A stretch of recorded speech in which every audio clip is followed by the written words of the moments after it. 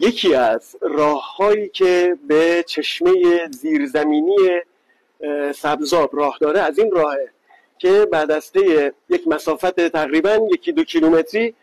به غاری میرسیم که چشمه سبزاب البته به نام چشمه سبزاب مشهوره، ولیکن یک رودخانه بسیار عظیمی است که صدها کیلومتر از بیخ غارهای کوهستانهای زاگرس عبور میکنه و در همین نقطه از غار بزرگی خارج میشه و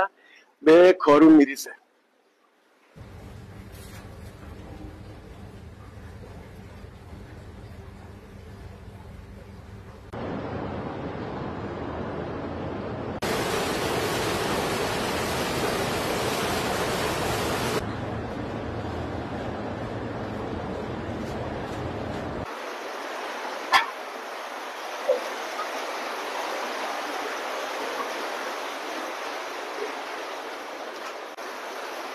اینجا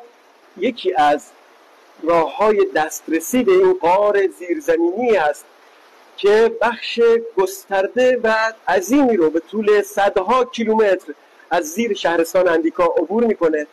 و چشمه مشهور به سبزاب در میان این غار جاری هست و چند صد متر جلوتر از غار دیگه ای عبور میکنه و وارد رودخانه عظیم کارون میشه. عمق این غار و زلالی آب رو تا عمق بیش از 30 متری اون که پیدا هست.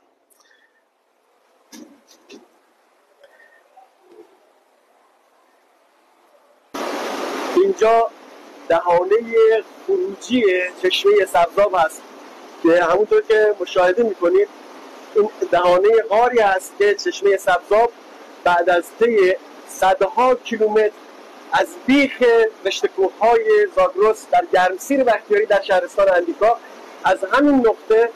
با عمقی در اینجا نزدیک به 10 متر از این غار خارج میشه و وارد به رود عظیم و خروشان کارون میشه. اینجا غار خروجی چشمه سبزاب هست و آخرین محل سفر تاریخی و گذر صدها کیلومتری سبزاب از غارهای عمیق و عظیم زیر شهرستان اندیکا و رشته کوههای گرمسیر بختیاری